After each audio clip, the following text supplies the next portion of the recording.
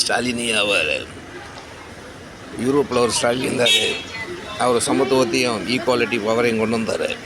நீங்களும் அந்த மாதிரி தான் இருக்கிறீங்க.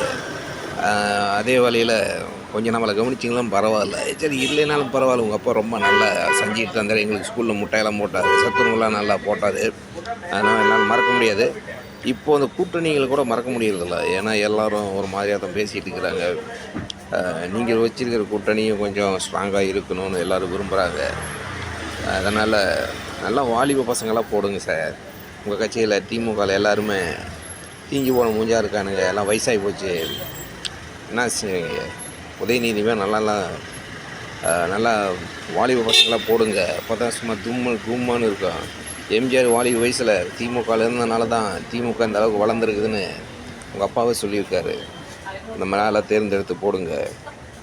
ரொம்ப டஃப்பாக இருக்குது இந்த டைமில். 2026 ரொம்ப டஃப்பு சார். ஸ்டாலின் சார் வாட்டா ஜாதி வாரி கணக்கெடுப்பில் சும்மா கெத்தாக நிற்கிறீங்க. இதை ஃபாலோ பண்ணுங்கள், கண்டினியூ பண்ணுங்கள். வாட்டா